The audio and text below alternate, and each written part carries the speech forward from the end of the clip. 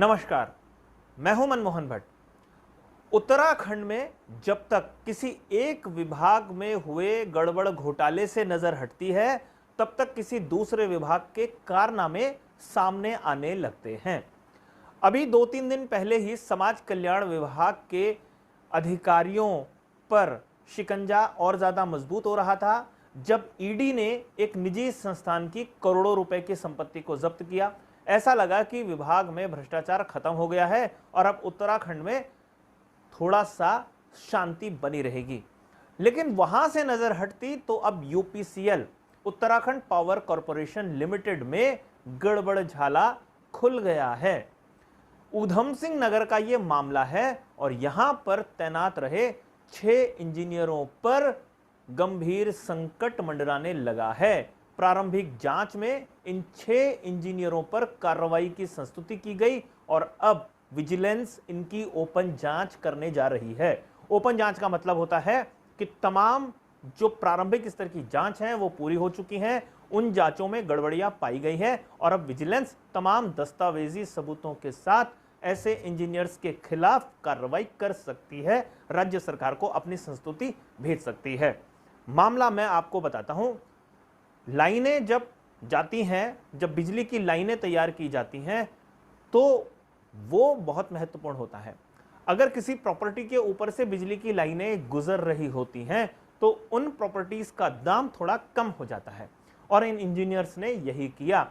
इन क्षेत्रों में बड़े पैमाने पर जो प्रॉपर्टी डीलर्स हैं वो सक्रिय थे, उनकी जमीनों के रेट कम हो सकते थे, इसलिए इन्होंने बिजली विभाग के इंजीनियरों के साथ मिलकर पूरा षड्यंत्र रचा और लाइनों को दूसरे रास्ते से शिफ्ट कर दिया।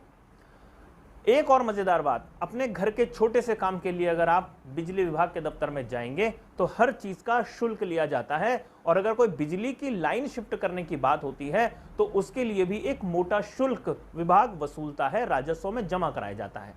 लेकिन बिजली विभाग के इन इंजीनियरों ने कोई शुल्क लिया ही नहीं ज्यादातर मामलों में और अब ये फंस गए हैं क्योंकि प्रारंभिक जांच में इन पर संदेह स्पष्ट रूप से दिखाई दिया है। विभाग के अधिकारियों द्वारा जांच की गई।